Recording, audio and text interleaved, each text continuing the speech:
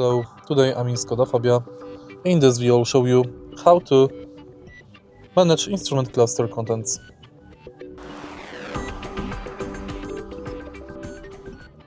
To navigate through instrument cluster, take a look behind the right side of the steering wheel. Right here we've got this switch.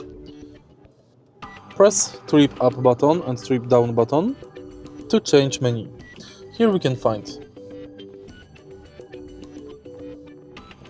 digital speedometer, speed warning, oil temperature, current consumption, average consumption, range, air conditioning and